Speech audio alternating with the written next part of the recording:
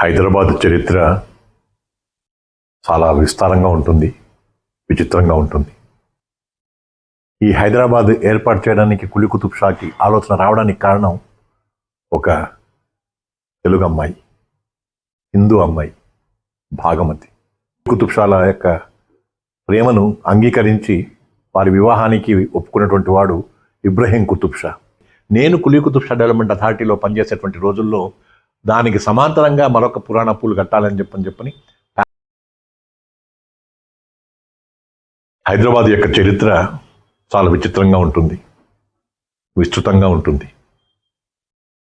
కులీ కుతుబ్ షా రాజులు హైదరాబాద్ను పరిపాలించినటువంటి రోజుల్లో ఇబ్రహీం కుతుబ్ షాకి చాలా గొప్ప పేరు ఉండేది. ఇబ్రహీం కుతుబ్ షా హిందువులని ముస్లింలని ప్రేమగా చూసినటువంటి గొప్ప రాజు. ఆయన ఆస్థానంలో యయాతి చరిత్ర రాసినటువంటి పొనగంటి తెలగలయ్య అనేటువంటి వారు కూడా ఉన్నారు. అలాగే వారి కుమారుడు కులీ కుతుబ్ షా. కులీ కుతుబ్ షా ఎక్కువగా రాజ్యభారాన్ని వహించకుండా మన హైదరాబాద్కి ప్రఖ్యాతి తీసుకొచ్చినటువంటి వాడు కులీ కుతుబ్ షా. ఎందుకంటున్నాను ఈ మాట అంటే, హైదరాబాద్ నగర నిర్మాత కులీ కుతుబ్ షా.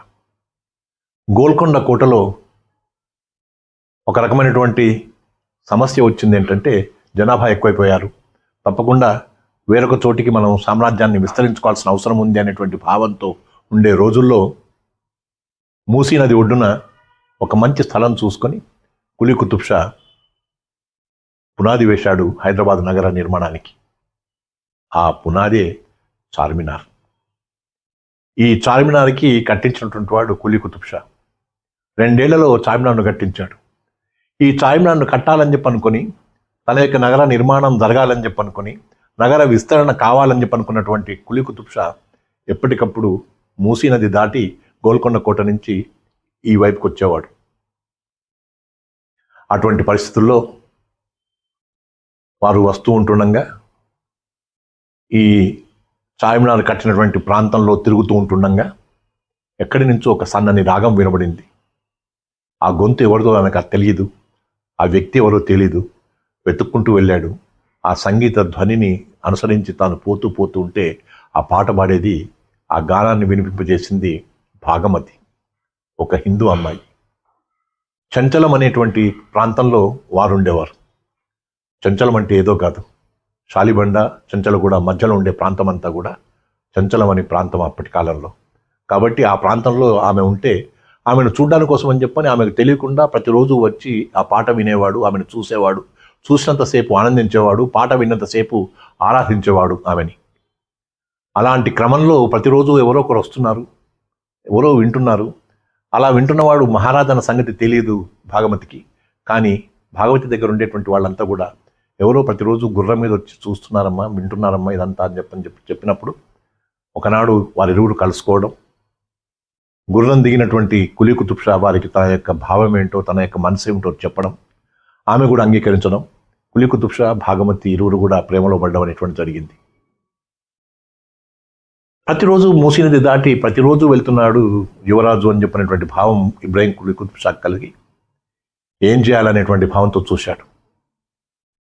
ఆపాలి ఈ విషయాన్ని అనేటువంటి రీతిలో ప్రయత్నం చేశాడు. కానీ ఇబ్రహీం కుతుబ్ షా కూడా హిందువులు మహమ్మదీయుల సఖ్యత అంటే చాలా ఇష్టం కాబట్టి గమనిస్తూ వచ్చాడు. ఈ లోపుగా భోరున వర్షం పడతా ఉంటే ఆ వర్షంలో మూసీ నది దాటి వెళ్ళడానికి కోసం చెప్పని ఇబ్బందిగా ఉండేటువంటి పరిస్థితుల్లో కులీ కుతుబ్ షా గుర్రం దిగి తాను ఈదుకుంటూ ఈ మూసీ నది ఇటుపక్కకు వచ్చేసేసేసి చంచలంలో ఉండేటువంటి భాగమతిని తడిసిన వాడై ఉండి వర్షంలో ఆమెను కలవడానికి కోసం చెప్పని ప్రయత్నం చేసినప్పుడు ఇబ్రహీం కులీ కుతుబ్ షా దగ్గర ఉండేటువంటి వాళ్ళంతా కూడా, స్వామి, కులీ కుతుబ్ షా యువరాజు వారు ఈదుకుంటూ వెళ్ళారు, మూసీ నది దాటుకుంటూ చాలా ప్రమాద పరిస్థితులు కూడా వెళ్ళారు. ఆయన అలా వెళ్తూ ఉంటే మాకు బాధేసింది, భయం వేసింది అని చెప్పారు. తాను విని అటువంటి పరిస్థితి రాకుండా ఉండడానికి కోసం అని చెప్పని మూసీ నది మీద ఒక వంతెన నిర్మించినట్టయితే నా కొడుక్కి ఎలాగొంటి బాధ ఉండదు, భారం ఉండదు అనేటువంటి ఆలోచనతో ఆయన ఒక వంతెన నిర్మించినాడు. దాని పేరే పురాణ పూల్. 422 సంవత్సరాల చరిత్ర కలిగినటువంటి పురాణ పూల్ దాటి చంచలంకి వచ్చినటువంటి కులీ కుతుబ్ షా భాగమతిని తీసుకొని గోల్కొండ కోటకు వెళ్ళి వాళ్ళ తల్లిదండ్రులకు పరిచయం చేసిన తర్వాత ఎలాగ ఈమెను పరిణయం చేసుకుంటానంటున్నావు, హిందూ అమ్మాయి కదా అని చెప్పని అన్నా కానీ నేను మాత్రం తప్పకుండా వీడిని చేసుకుంటానని చెప్పని లోగోం కే పాస్ వక్త్ హై నఫరత్ కే వాస్తే జబ్కే హయాత్ కమ్ హై మొహబ్బత్ కే వాస్తే అనేటువంటి రీతిలో కులీ కుతుబ్ షా తన యొక్క గానాన్ని వినిపించాడు. అప్పుడు అందరూ కూడా హర్షించి వారిరువురికి పరిణయం జరిగింది. భాగమతి హైదర్ అయింది. హైదర్గా మారినటువంటి భాగమతి హైదరాబాద్కి మనకు మాతృకైంది. అందుకనే హైదర్ పేరు మీదనే హైదరాబాద్ ఏర్పడింది. హైదరాబాద్ నడిబొడ్డున చార్మినార్ ఏర్పడింది. చార్మినార్ని నిర్మించిన వాడు కులీ కుతుబ్ షా. పురాణాపూల్ని నిర్మించిన వాడు ఇబ్రహీం కుతుబ్ షా.